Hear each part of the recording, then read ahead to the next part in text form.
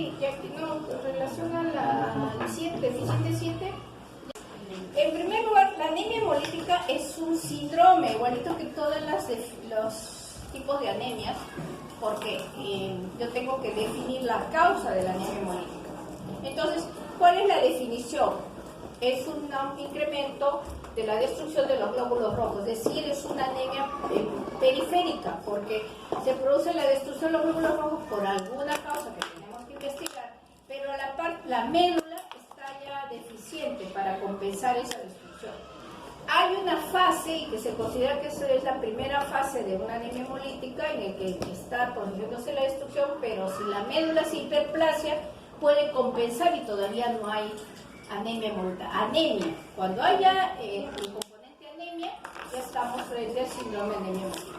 Antes es la enfermedad hemolítica compensada. Siguiente. Entonces, ¿cómo clasificamos las anemias hemolíticas? Hay diferentes formas de clasificarlas. En primer lugar, si es aguda, es aparatosa, es una hemólisis severa, que lleva a la muerte al paciente. Un ejemplo es la transfusión de sangre incompatible. Entonces le transfundo a un paciente O sangre A o sangre B, inmediatamente se produce el estallido de los glóbulos rojos. Es agudo. Y crónicas son las que vamos a ver con más frecuencia, son las que hemolizan lentamente y vamos a encontrarlos con diferentes grados de anemia.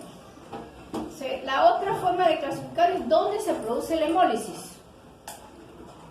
La más frecuente es extravascular, quiere decir que el glóbulo rojo está alterado por alguna razón y el vaso no lo reconoce como propio, y en el momento en que la sangre pasa a través del vaso se destruye. Es la más frecuente y por tanto va a haber en esos grupos esplenomegalia. Pero hay un grupo donde hay intravascular, es decir, a nivel periférico se destruyen los glóbulos rojos. Vamos a ver si tiene ciertas características clínicas que me vayan a ayudar a diferenciar una de otra. Y la tercera forma de clasificación, la que vamos a usar nosotros ahora, son congénitas que vienen por herencia, o sea, las hemolíticas que vienen con trastornos, hay 3 variantes, 3 grupos, y las adquiridas que se pueden presentar en cualquier época o cualquier edad, pero que se debe pues, a una enfermedad que se va adquiriendo en el transcurso de los años. Esa es la clasificación que vamos a desarrollar. Siguiente. Bueno, las manifestaciones clínicas también van a variar dependiendo si el cuadro es agudo o si es crónico. Esto lo vamos a ver más adelante, en los siguientes slides. Este cuadro lo voy a retirar. Pero recuerden, ¿cuál es la tríada clásica de una anemia hemolítica? Es la palidez, la ictericia y la esplenomegalia, porque la hemólisis extravascular es la más frecuente, por eso el vaso puede crecer, pero no en todas las anemias hemolíticas se va a presentar esplenomegalia. Siguiente.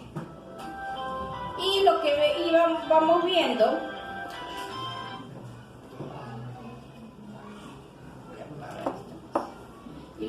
viendo es que las características se van a depender si el cuadro es agudo o si es crónico.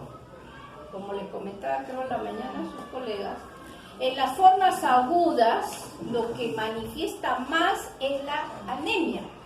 Por tanto, los síntomas van a ser propiamente de la anemia severa: palidez, hipotensión, taquicardia, palpitaciones, podría haber un soplo sistólico, las características de una anemia severa. Y la hemólisis va a haber la ictericia, la esplenomegalia, si es que estamos hablando de, ya sabes, de las hemolíticas extravasculares, pero como la forma aguda se va a ver más en los cuadros de hemólisis intravasculares, o sea, hemoglobinuria, dolor lumbar, fiebre y escalofríos. Esta es la característica típica de una reacción post-transfusional. Entonces, por eso, si ustedes que ya van a ser próximamente internos, si está recibiendo transfusión de sangre al paciente y el paciente me dice tengo frío, le da fiebre y me duele la zona de la transfusión, créanle al paciente, paren la transfusión y saquen toda la bolsa con el equipo y todo, y hay que llevarlo al banco de sangre para verificar porque de repente hay una incompatibilidad en el grupo sanguíneo que lo puede matar al paciente. Y vamos a ver cuáles son las complicaciones. Como va a haber la hemoglobinuria, vamos a ver la hemoglobina en grandes cantidades va a pasar al riñón y por eso puede haber insuficiencia renal aguda, falla cardíaca y shock del paciente muere. O sea, la forma aguda es aparatosa y va a llevar a la muerte al paciente. Siguiente. Pero la forma más frecuente son las crónicas. Entonces vamos a ver anemia crónica en diferentes grados, dependiendo del grado de severidad, o sea, porque ya si tiene mucho tiempo con el componente hemolítico, pues me va a llegar ya con síntomas de la anemia, ¿no? Entonces va a haber todos los síntomas que ya ustedes conocen. La ictericia, que también va a depender del grado de destrucción de los glóbulos rojos, de repente pasa desapercibida a veces, y va a haber hepatoesplenomegalia. En el cuadro agudo no suele haber, porque es tan aparatoso que nada no da tiempo todavía de que haya un crecimiento del vaso. Acá no, porque acá se está pasando los glóbulos rojos a través del vaso y va creciendo. Y complicaciones crónicas las vamos a ver ya dependiendo de ese incremento de la bilirrubina. Entonces va a haber, puede haber cálculos de la vesícula, que son cálculos biliares. Entonces, si tengo un paciente de 15, 16 años que hace colecistitis aguda y le encontramos cálculos, así nunca le hayamos detectado anemia hemolítica, tengo que investigarlo, porque de repente es un congénito, nadie se ha percatado. Alteración del desarrollo óseo, vamos a ver en el uso de las talasemias, dolor óseo por el incremento de la hematopoiesis, trombosis podríamos ver en algunos tipos, úlceras cutáneas, se va a ver en la enfermedad de sickle cell por isquemia de la piel en las zonas periféricas, hemosiderosis por la gran cantidad de hierro que se va a ir acumulando porque no se va a usar, el retraso de crecimiento, vamos a verlo en algunos, sobre todo talasemias, las crisis aplásicas y las crisis hemolíticas. Las crisis aplásicas se pueden dar dentro de un paciente que hace anemia hemolítica crónica por una infección del parvovirus. O sea, el niñito o niña se hace una infección al parvovirus, el parvovirus ataca la célula stem cell y hace una aplasia medular y el paciente puede morir en esa fase. Dura 15 días y el proceso revierte, porque es el tiempo que dura la enfermedad. Entonces, la forma crónica me permite hacer algunos exámenes, aunque en realidad en anemia hemolítica tengo que hacer el estudio rápidamente. Siguiente. Entonces, si yo ya tengo las características de un paciente con anemia, sobre todo ictérico y esplenomegalia, que es la triada clásica, me voy a las pruebas de laboratorio. O sea, aquí es importantísimo porque yo presumo anemia hemolítica, pero necesito las pruebas de laboratorio. Las pruebas de laboratorio se dividen en 3 grupos. El primer grupo me indica que hay destrucción de los glóbulos rojos, que está incrementado esto. El segundo grupo, que la médula está produciendo más porque afuera lo necesita, porque se está destruyendo las células. Y el tercer grupo, fundamental para saber qué es lo que está causando esta anemia hemolítica, o sea, la causa, el diagnóstico, etc. Entonces, vamos a los 3 grupos de pruebas que me van a ayudar. Siguiente. Entonces, en primer lugar, destrucción acelerada de los glóbulos rojos. Antes se usaba pues el cromo 51, se marcaban los glóbulos rojos y cada cierto tiempo se iba sacando la sangre y como este es un material radioactivo se iba viendo cuánto era el material que iba a quedar. Eso ya no se usa, es académico porque tenemos estas pruebas que son importantes y que las podemos ver en cualquier laboratorio. La bilirrubina, el promin indirecto, la deshidrogenasa láctica, que es una enzima intracelular y por tanto si se destruye los glóbulos rojos está muy alta. Y a esto añadiríamos los signos de hemólisis, si es que es problema intravascular, hay ciertos signos que me van a ayudar a determinar que se está destruyendo estos glóbulos rojos. Siguiente. ¿Cuáles son los signos de hemólisis intravascular? Entonces vamos a ver acá la aptoglobina. Eso también puede ser alguna de las preguntas de examen. ¿Qué es la aptoglobina? Es una proteína que transporta la hemoglobina libre. Todos tenemos aptoglobina sérica, pero libre. Entonces, supongamos que la lactoglobina, el rango es de 100, yo le voy a hacer sospecho en un paciente que tiene anemia hemolítica, porque algunos cuadros no son muy evidentes, le hago el estudio de lactoglobina y le encuentro en 5, porque toda la lactoglobina se une a la hemoglobina. ¿Cuál es la acción de la lactoglobina? La lactoglobina se une a la hemoglobina y lo transporta al hígado para que se metabolice. Entontonces, la hemólisis extravascular, como la hemólisis discreta, va a permitir que toda la hemoglobina se una a la lactoglobina y se metabolice. Pero ¿qué pasa en la hemólisis intravascular? Cuando hay una destrucción masiva de los glóbulos rojos, hay gran cantidad de hemoglobina libre. Ya la lactoglobina no es suficiente y por tanto se va de frente al riñón. Por eso es que la hemólisis intravascular, lo característico es la hemoglobinuria. ¿Quién es el delegado de la clase? ¿De qué color es la orina? Oscura. Oscuro va de qué? Negro al marrón, va que oscuro, no me dices nada. Nada.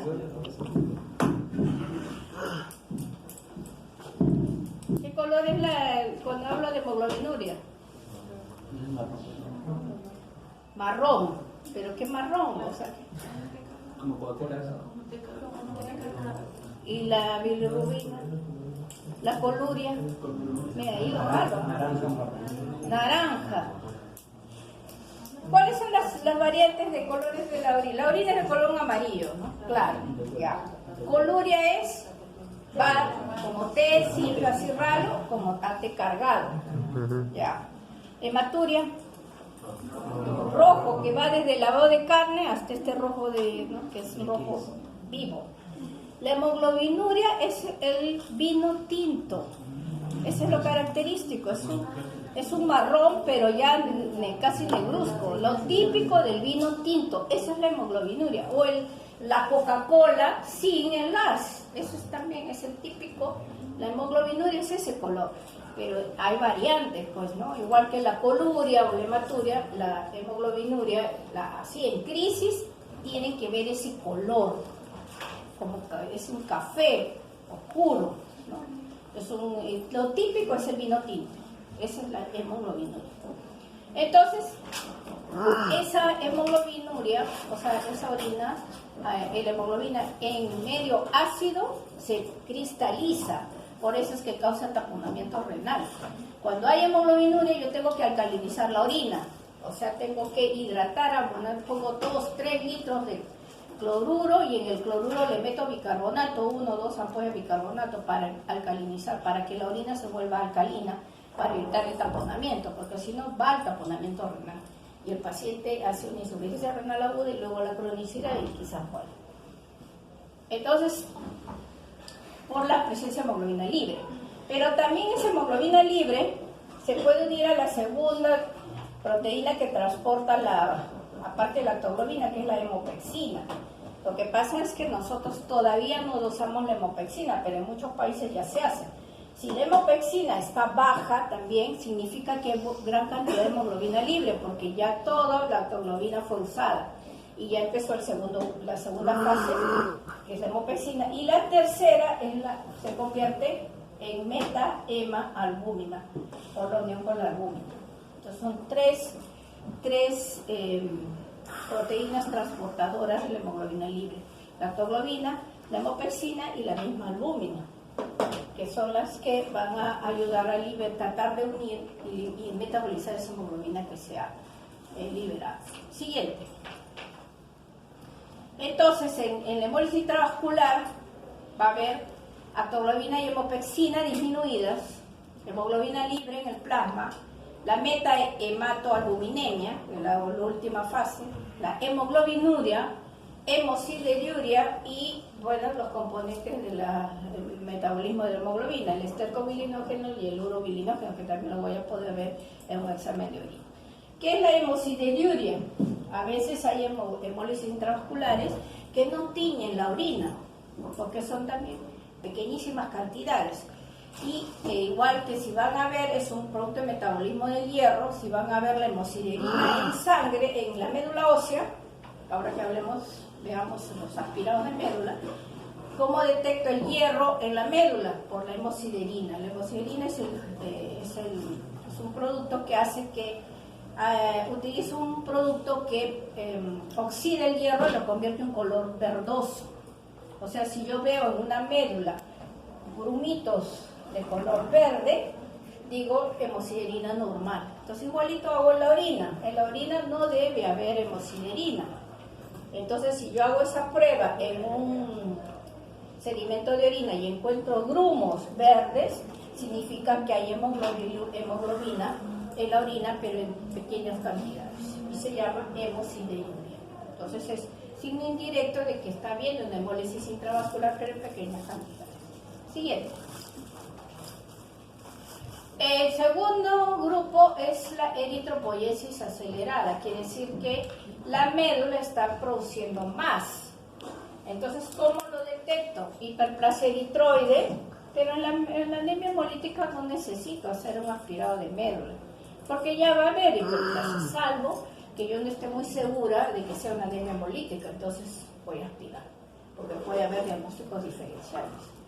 Pero, aparte, a nivel periférico voy a encontrar formas inmaduras de la serie roja. Ustedes saben que el glóbulo rojo es color rosado y no tiene nada adentro de su citoplasma. Entonces, porque todo se pierde. Antes de salir de la médula, todas las células, el núcleo, mitocondrias, todo, células todo se va a perder, queda solo un citoplasma rosadito muy bonito. Pero en el caso de la anemia hemolítica va a salir formas jóvenes porque necesita tratar de compensar esa destrucción que está viendo en el periferia. Entonces va a haber glóbulos rojos grandes, la macrocitosis. Ustedes ven un glóbulo rojo grande, indica inmadurez. Punteado basófilo, que son restos de mitocondrias, que significarían los reticulocitos. O sea, hay una reticulocitosis. Hay glóbulos rojos con núcleo, que son los ortocromáticos, y hay cambios de color, o sea, el color del glóbulo rojo es rosado, es anaranjado, es como el lado izquierdo. Voy a encontrar glóbulos rojos de ese color al lado derecho, violáceos. Lo vamos a ver en algunos frotis. Todas esas estructuras, si hay un frotis periférico, me dice que estoy frente a una anemia hemolítica. Y también el hierro. Va a haber mucho recambio del hierro. Se destruye y se va hacia otro lado. Siguiente. Entonces, el siguiente grupo son las pruebas de laboratorio que me van a decir cuál es la causa de la anemia hemolítica. Entonces, en primer lugar, veo la morfología del glóbulo. O sea, definitivamente voy a ver ese frotis, aparte que veo esas formas inmaduras, voy a comenzar a ver cómo es el glóbulo rojo. Es pequeño, es así como platanito, que lo vamos a ver en la enfermedad de sickle cell. Es el glóbulo rojo que le llaman el tiro al blanco, que lo voy a ver en talasemias. Tengo que ser acuciosa en leer ese frotis periférico. Por eso es que cuando estoy frente a la anemia hemolítica, yo como hematóloga tengo la obligación de revisar ese frotis. De repente hay parásitos, Plasmodium, Bartonella, tengo que buscar. O si en mi clínica yo trato de ver, puede ser un paludismo, me voy a buscar el frotis en Plasmodium. Entonces voy con la clínica y con los alumnos, si están durmiendo, pueden salir. TFQ directo, vamos a hablar un poquito después de esto, el test de fragilidad osmótica, la electroforesis de hemoglobina, el test de deficiencia de glucosa fosfato. Todas estas son pruebas de laboratorio para ver las causas de una anemia hemolítica. La vamos a hablar rápidamente en cada una de las patologías. Siguiente. Las causas de hemólisis intravascular también, ya les dije, incompatibilidad sanguínea. Vamos a ver deficiencia de glucosa 6-fosfato, la hemoglobinuria paroxística nocturna, hemoglobinuria en la marcha. El síndrome de fragmentación de eritrocitos se debe, por ejemplo, a las hemólisis intravasculares por veneno de serpiente, el veneno de los oceles, que es la araña, la viuda negra, que le llaman, que son las arañas caseras. Todas estas van a causar hemólisis intravascular. Siguiente. Entonces, para hablar más o menos de forma práctica, hay 5 pasos cuando yo estoy sospechando de anemia hemolítica. En primer lugar, el frotis periférico, que ya hemos visto, es fundamental para nosotros, porque me va a ayudar a determinar si estoy frente a una anemia hemolítica. 2, los reticulocitos, que van a estar aumentados, que ya hemos visto. El volumen corpuscular medio, que va a estar macrocítico generalmente. El CUS directo, porque este me indica autoinmunidad. O sea, si yo estoy sospechando anemia hemolítica y mi CUS directo salió positivo, en cierto modo me tranquilizo, es autoinmune, es adquirida y puedo ya dar por tratamiento. Pero si el CUS directo me sale negativo, hay una tremenda cantidad de patologías que tengo que investigar. Y las bilirubinas indirectas. Acá de repente añadiría la deshidrogenasa láctica, que si está alta, ya digo, esto es una anemia hemolítica. Pero estos son los 5 principales que me van a ayudar a determinar si estoy frente o no a una anemia hemolítica. Y en base a eso hago mi algoritmo. Siguiente. Entonces, este es un algoritmo que más o menos he hablado con sus colegas hoy en la mañana.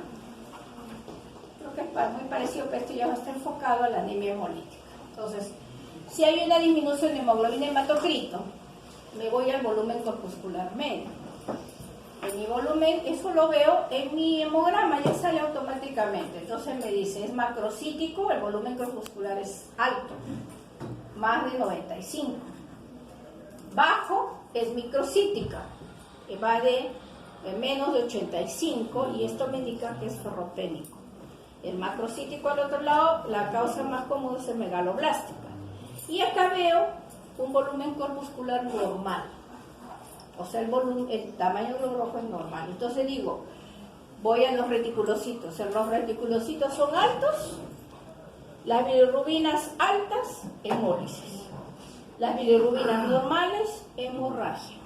Porque la hemorragia también, una persona que está con una hemorragia digestiva, va a haber caída de la hemoglobina, los reticulocitos van a estar altos, pero acá las bilirrubinas no están negativas.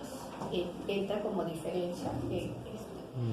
Acá hablo de hemólisis, inmediatamente tomo el CUS directo para poder ver si es autoinmune, porque esa es la prueba con la que me va a ayudar a indicar si hay autoinmunidad, anticuerpos, y me va a preparar para. Siguiente. Entonces, mi prueba de CUS directa, ¿es positiva o es negativa? Si es positiva, yo ya me tranquilizo, porque acá comienzo a usar corticoides para frenar esta hemólisis. Esto vamos a ver, es una anemia hemolítica inmune adquirida. Y aquí me voy a las negativas. Aquí sí me tiro a buscar qué cosa es. Si son niños, hereditaria, hasta adolescentes. Y voy a las adquiridas, y aquí fundamental es la historia clínica. Lo que no les gusta hacer a ustedes, porque ahora todos somos a la computadora, como está ahí viendo ahí tu colega, chatear, WhatsApp, no sé cuántos. Pero la historia clínica es fundamental, y para eso me tengo que hablar con el paciente. Si hay contacto con toxinas o venenos, si el paciente está usando una prótesis, en un síndrome urémico hemolítico, por ejemplo, es un niño o niña que hace sarampión, entonces puede ser un síndrome urémico hemolítico. Si hay parásitos, por ejemplo, viene de la selva con fiebre, debo pensar en plasmodio. Si viene de la sierra de 2000, 2400 con anemia hemolítica, Bartonella. Y si la persona está acá en el nivel del mar y de repente dijo, bueno, fin de semana se fue pues a, qué sé yo, Chaclacayo, y entró a una laguna, y la laguna no tiene pues recambio de repente era un agua que no estaba bien contaminada, pues es la leptospira. Entonces son los 3 parásitos que pueden causar anemia hemolítica: Plasmodium, Bartonella y leptospira. Acuérdense. Seguimos. Siguiente. Entonces vamos a hablar de las congénitas. Dentro de las congénitas tenemos 3 grupos. Las membranopatías quiere decir que hay un trastorno de membrana del glóbulo rojo. De todas estas, solo hablaremos de la esferocitosis hereditaria, pues es la patología más común y la que podemos diagnosticar acá. La eritrocitosis es parecida, pero vamos a ver lo diferencia en la forma del glóbulo rojo. Entonces vamos a hablar solo de la esferocitosis. Siguiente. Enzimopatías son como 100. Hablaremos solo de la glucosa y fosfato deshidrogenasa. Tercer grupo, siguiente, las hemoglobinopatías. Aquí sí vamos a hablar de las estructurales, la enfermedad de Sickle Cell y las talasemias. Y puede haber una mixtura, digamos, se llaman las formas heterocigotas. Puede tener ambas patologías juntas. Siguiente. La esferocitosis hereditaria es frecuente en raza blanca. Lo tenemos ahora, sí, de vez en cuando solemos ver. Hemos visto, bueno, con el grupo anterior creo que hemos visto un niñito con esferocitosis, no recuerdo, en pediatría, en consulta externa, un niño con esferocitosis hereditaria. Es más frecuente en raza blanca, por tanto en Europa, en el Mediterráneo son comunes, 1 en 3.000 a 1 en 1.000, por ejemplo en el Mediterráneo pueden presentar esta patología. Autosómica dominante, quiere decir que prácticamente todos los miembros de la familia lo van a tener. Y el defecto, y acá es una disminución de esta estructura que es la espectrina. Siguiente. ¿Qué cosa es la espectrina? Yo hago un corte, este es esquemático por supuesto del glóbulo rojo. Yo lo veo el glóbulo rojo chiquito, simple, pero no es muy simple. Es bastante complejo el glóbulo rojo. Entonces, hago un corte y voy a ver esta estructura. Acá tenemos la doble capa de lípidos y adentro, en el citoplasma, hay una red. Esta red es como fideíto, es la espectrina. Se une con otra espectrina, forma el dímero y luego el tetrámero de espectrina. Y ustedes ven esa red, esos fideitos, se unen a la membrana de doble capa lipídica a través de estos puentes, o sea, puede ser directo o estos puentes. Todas estas estructuras ya se pueden detectar, no en nuestro país, pero sí en bandas por electroforesis. Van a salir la banda de espectrina, la banda de tetrámero proteína 3, de la proteína 4.1. Cada una de estas puede ser deficiente en una persona y causar anemia hemolítica, pero la esferocitosis es la espectrina. ¿Y por qué es importantísima la espectrina? Porque es parte de el glóbulo rojo, tiene mucha facilidad de cambiar de forma, pasa la microcirculación y se aplana. Entonces, ¿por qué se aplasta? En primer lugar, porque tiene una membrana bastante grande, o sea, no es esférico el glóbulo rojo es doble, es bilobulado, tiene mucha membrana, o sea, es como el globo que se me inflado y lo puedo doblar al globo y no se rompe, muy parecido. Y en segundo lugar, esta espectrina, cuando va a pasar la microcirculación, se estira como un elástico y jala la membrana y lo aplana.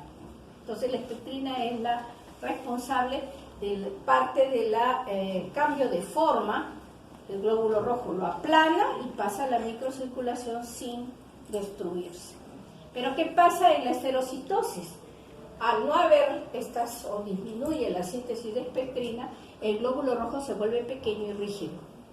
Pasa la microcirculación, pasa el vaso y se estalla, destruye y causa la anemia hemolítica. Siguiente. Sin embargo, es una enfermedad muy bien llevada. Hay personas que ni siquiera saben que tienen la anemia hemolítica y en la adultez, a los 20, 22 años, sienten un dolor en el hipocondrio izquierdo y sienten una masa y por eso van al hospital y es el vaso que ha crecido. Entonces, hay algunos pacientes que pasan prácticamente desapercibido el cuadro, pero hay otros que sí hacen crisis constantemente. Entonces, ¿qué hacen? Se operan del vaso. Es la única manera de cómo, estas son hereditarias, no puedo modificar ya la estructura del glóbulo rojo. Lo único, trato de evitar que vivan más, y eso es mediante la sacar el vaso, que es el que atrapa el glóbulo rojo y lo va a destruir. Bien. Entonces, el frotis periférico es fundamental. Ahí voy a darme cuenta del problema. Si encuentro en un miembro de la familia, voy a tener que estudiar a todos, porque es autosómica dominante. El test de fragilidad osmótica es el que me da el diagnóstico en nuestro país, porque ya saben que en otras partes ya es el estudio por espectrometría. ¿Y qué cosa es la fragilidad osmótica? Es someterlo, los glóbulos rojos, a soluciones hipotónicas. El glóbulo rojo normal, ustedes saben que en solución hipotónica el agua va a entrar al glóbulo rojo. Como el glóbulo rojo tiene mucha membrana, entra el agua y solamente se va a dilatar un poquito, va a hincharse. En cambio, el glóbulo rojo de la esferostesis hereditaria, como es chiquito, entra agua y estalla. Entonces, eso lo vamos a ver in vitro. Lo que ocurre en su organismo lo vamos a hacerlo experimentalmente, digamos, en la prueba de laboratorio. Se llama test de fragilidad osmótica. Y el tratamiento, no hay tratamiento. Acá solamente, si hacen constantemente crisis hemolítica, voy a destruir el vaso, voy a sacar el vaso, para tratar que el glóbulo rojo viva más. Eso es todo lo que voy a hacer en el paciente. Siguiente. Aquí tenemos, por ejemplo, este es un frotis. ¿Cómo se llama cuando los glóbulos rojos tienen diferente tamaño? ¿Ah? Tamaño, acá hay grandes, chiquitos, ¿cómo se llama? ¿Qué cosa hay en el frotis? Anisocitosis. ¿No han dado examen de laboratorio ustedes? ¿Esto no se ve en el laboratorio? Está durmiendo. Anisocitosis. Y cuando tienen diferente forma, poiquilocitosis. Entonces acá hay aniso, nada más, porque hay glóbulos rojos grandes y glóbulos rojos pequeños. El glóbulo rojo normal es el del lado de arriba. Voy a tener que traer mi puntero porque me he olvidado. Tiene el rosadito y adentro tiene un halo central medio blanquecino. Porque ese central blanquecino es porque ahí está la hendidura. O sea, también saben ustedes que tiene una hendidura por donde pasa el intercambio de sodio y potasio, ¿no? En cambio, acá ven este glóbulo rojo grande. Es la macrocitosis. Entonces me indica inmadurez. Estos glóbulos rojos han salido porque todavía no han madurado. Y lo segundo, ustedes ven, hay glóbulos rojos medio rosados y este de acá es violáceo. Se llama policromasia o policromatofilia porque hay diferentes colores. Y que resalta en este frotis este glóbulo rojo. Ustedes ven chiquito, no tiene el halo central. Y es como si yo lo hubiera coloreado, es hipercrómico. Ese es el microesferocito.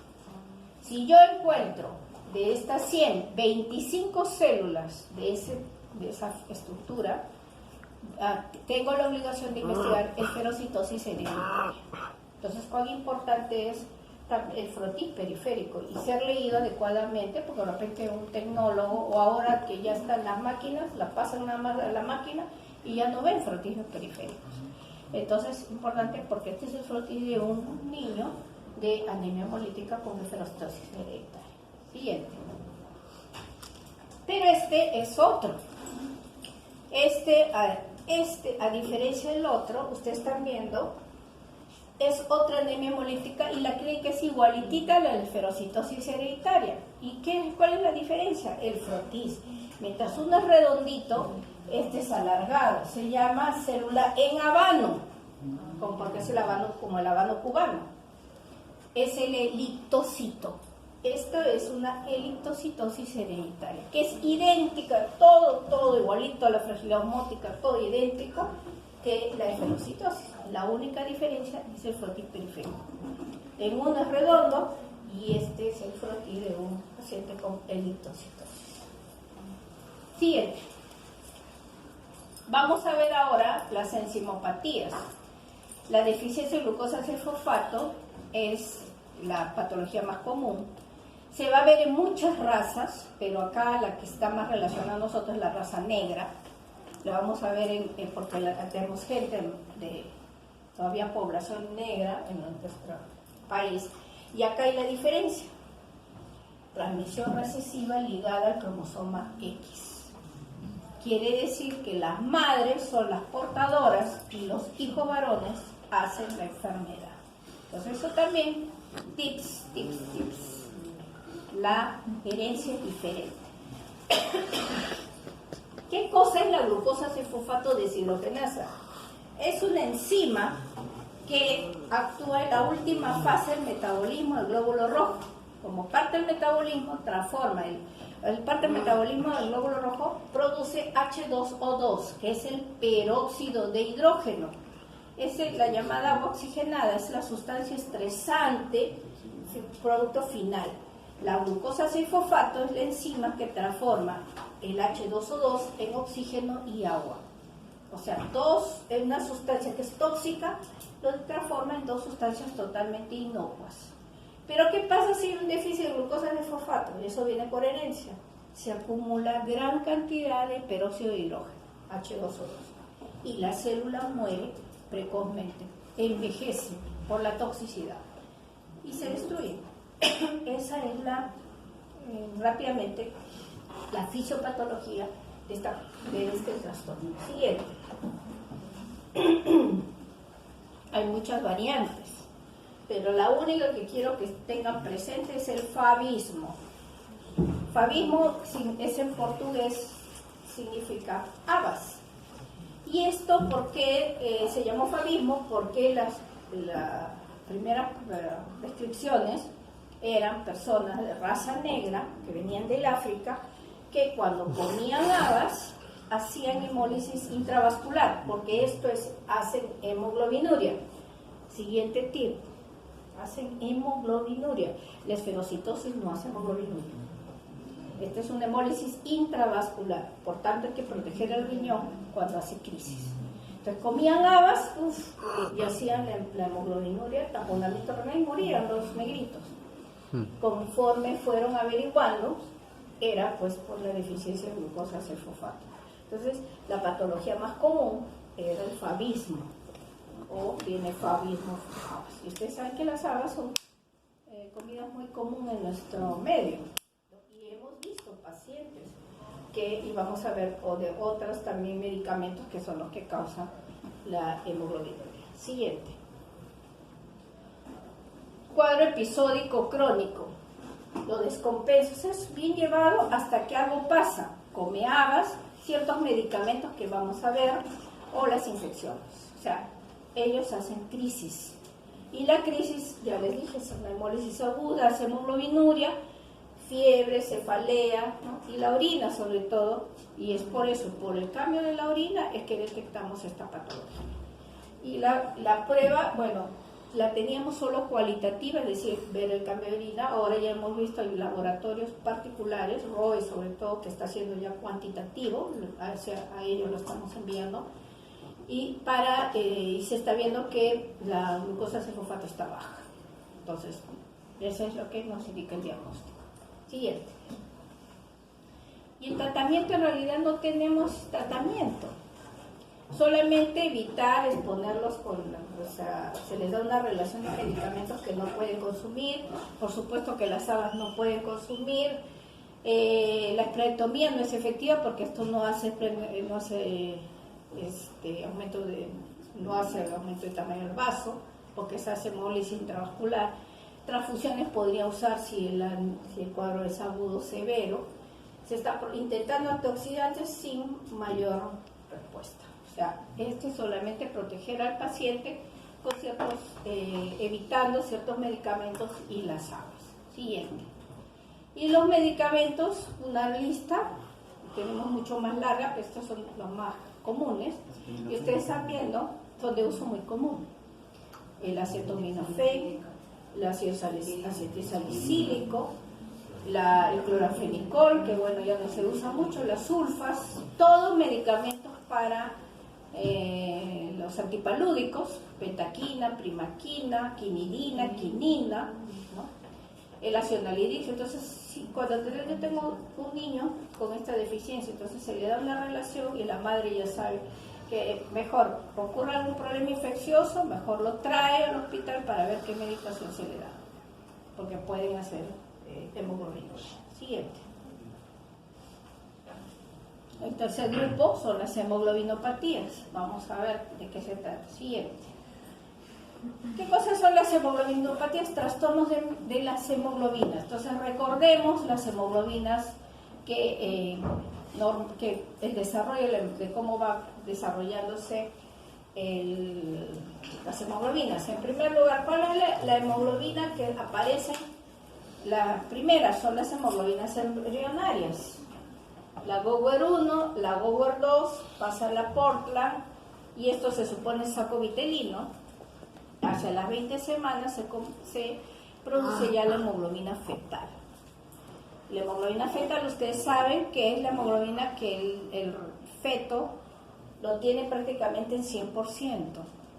Nosotros nacemos con hemoglobina fetal y al primer año vamos perdiendo la fetal y vamos ya adquiriendo las hemoglobinas del adulto. ¿Cuáles son? La hemoglobina A, que tiene 2 cadenas alfa y 2 beta. Le puede haber hemoglobina sub 2, no más de 2.5%, pero algunos de nosotros lo pueden tener. Y la fetal desaparece. Entonces, eso es lo normal. Pero ¿qué ocurre cuando hay hemoglobinas anormales? Vamos a seguir. Siguiente. Entonces, tenemos dos grupos. Estos ya son alteraciones de esa hemoglobina. Pueden ser estructurales, es decir, cambia un aminoácido por otro, pero mantiene su estructura helicoidal. O sea, ustedes saben, hay una cadena alfa y una beta unidas. Tiene que ir un alfa o un beta, un beta unidas, o si no se producen esas cadenas, es incompatible con la vida. Entonces acá en las hemoglobinopatías cambia un aminoácido por otro en algún sitio de esas cadenas, pero mantiene la estructura, por eso se llaman estructurales. Aquí en la talasemia no. En la talasemia o no se produce la cadena hacia alfa o beta, que es incompatible con la vida, son las talasemias mayores, mueren los fetos, o se produce pero en menor cantidad. Y cuando se producen son las talasemias menores, son las que van a poder vivir las personas. E incluso hay talasemias en donde el rasgo talasémico ni siquiera voy a causar problemas, ni se va a detectar la patología. Siguiente.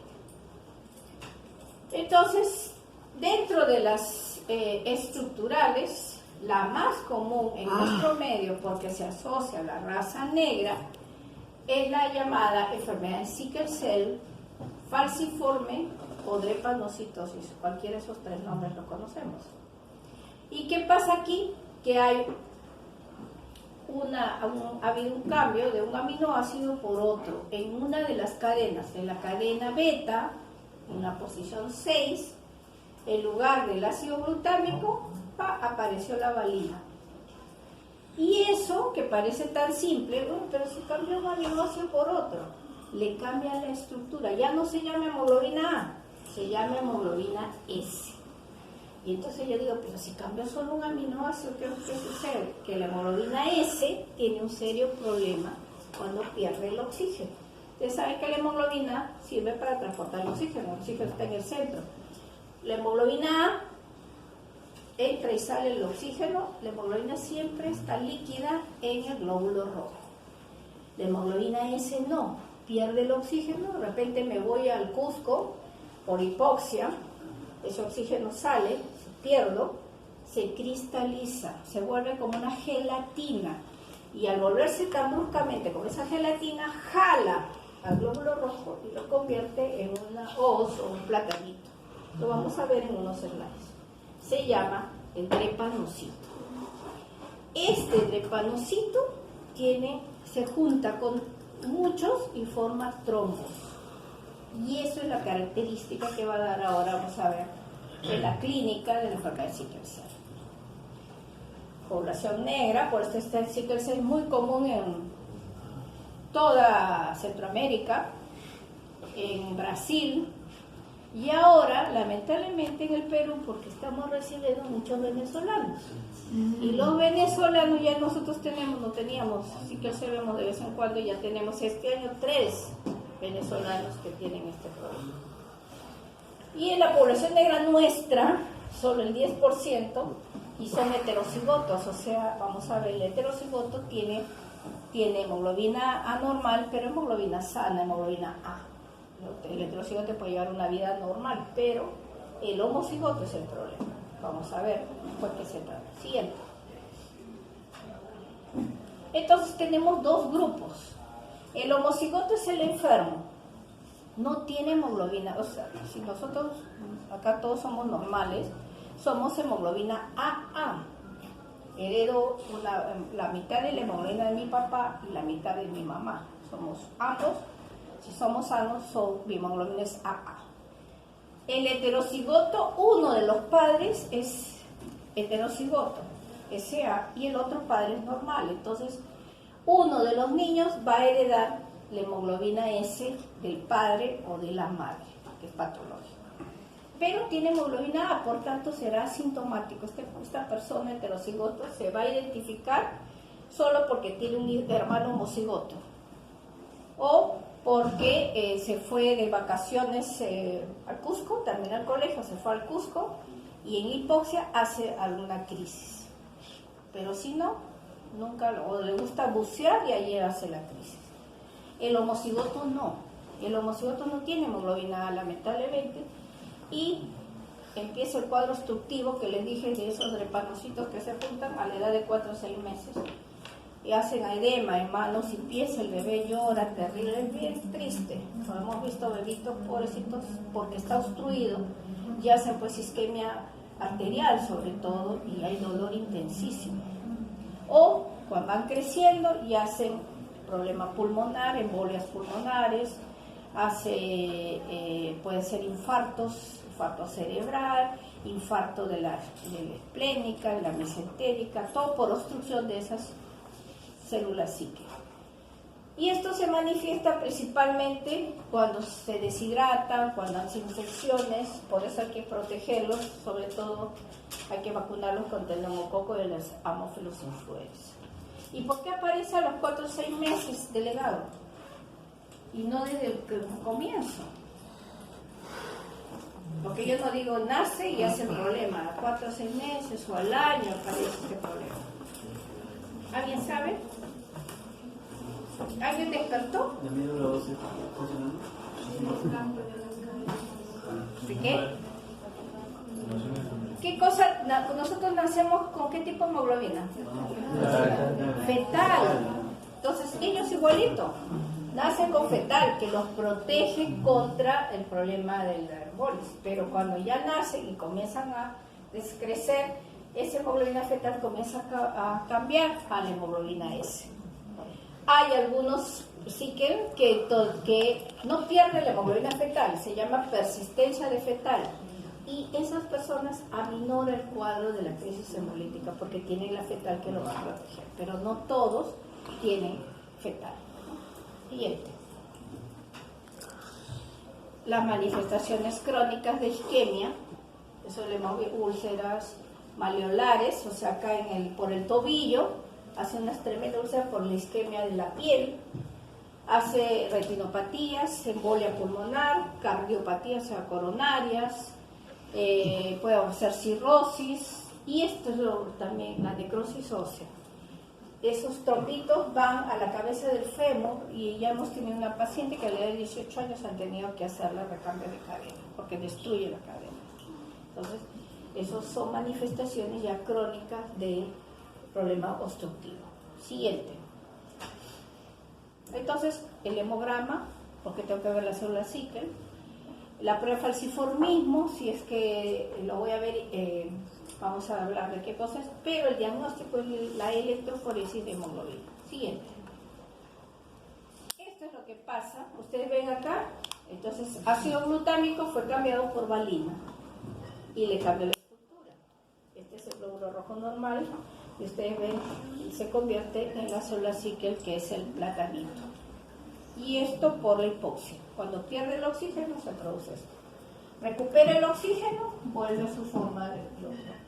Siguiente. Y aquí vemos, por ejemplo, acá tiene glóbulos rojos, ¿no? Pero ya está su célula. Entonces a veces, mientras más hipoxia haya, casi todo lo vemos de esa forma. Si no lo veo, este es un frotis periférico, pero yo puedo in vitro hacer que esta célula se convierta en la célula falciforme. ¿Cómo? Se llama falciformismo. En un frotis periférico, una lámina, le pongo en el centro una gota de sangre del paciente, que le tome un dedito, una gota, le pongo una laminilla, lo sello con esmalte de uñas y lo dejo un día, 2 días, 3 días, que consume el oxígeno. Ese sitio está cerrado totalmente, consume y vamos a verlo de acá 2-3 días en el microscopio. Y vamos a ver que casi todas las células están así como platanito. Se llama falciformismo. Siguiente. Pero es electroforesis de hemoglobina y esto ya es comercial. Antes tenían que prepararse el lisado de la sangre de algún paciente con ese trastorno. Ahora ya vienen sus parámetros ya establecidos, incluso en las máquinas, ya solito se va separando las hemoglobinas. También sirve para investigar otro tipo de hemoglobinas, hay como 100 trastornos de hemoglobinas, y se va separando en bandas. Y de acuerdo a cómo va corriendo hacia el lado positivo o negativo, me va dando el diagnóstico. Entonces, aquí por ejemplo tengo, este es un heterocigoto, porque tiene una banda A y una banda S. Este es una banda A y una banda C, de diferentes trastornos de hemoglobinas. Pero es la electroforesis hemoglobina la que me va a dar el diagnóstico. Siguiente. ¿Pero qué voy a hacer con el paciente? Entonces aquí sí, cuando el cuadro es agudo, de repente este chico, o chica, porque son una mujer, teníamos acá una población en la Alianza Lima, el doctor Ruiz hizo un trabajo de investigación en los chiquitos de Alianza y encontró negritos que tenían enfermedad sickle cell. Sí. También hizo una en Chincha, donde Chincha todavía donde es vamos a Chincha, donde todavía hay raza negra. El gran problema es que ya hay tanta mixtura. Nosotros somos el que no tiene inga tiene de mandinga, diríamos, ¿no? A veces vemos personas que no notamos ningún rasgo negro y tienen el trastorno. Entonces nuestra población tiene mucha mezcla, ¿no? Entonces para algunas cosas es bueno y para otras es malo, ¿no? Por ejemplo, el trasplante de médula para es bien difícil de gente donde hay mucha mezcla de razas, ¿no? Entonces, nosotros es difícil conseguir trasplantarnos porque no conseguimos una médula compatible. Bueno, saliendo de ese tema, ¿no? Pero aquí, entonces, ¿qué pasa? Jugaban fútbol y después de jugar fútbol hacían la crisis. ¿Por qué? Porque la deshidratación ocasiona esto. Entonces, esto había que hospitalizarlos, hidratarlos. A veces son las infecciones, dar antibiótico, analgésico porque un dolor intensísimo, y algunas veces transfundimos, pero generalmente es más el dolor, porque esas células que los drepanocitos, se juntan unos con otros. Lo hidrato con cloruro de sodio, se libera y vuelve el cuadro, ya cede el dolor. Entonces ellos que hacían, sabían y saben en general de que tienen que tomar bastante líquido. Entonces ellos ya traen sus jarras, ¿no? de agua para tomar todo, y más aún en verano. Siguiente. Y el agente etiológico pues, ya está viendo experimental para evitar cambio de la forma del drepanocito, para que se forme el drepanocito, pero todavía no está en fase 3, creo.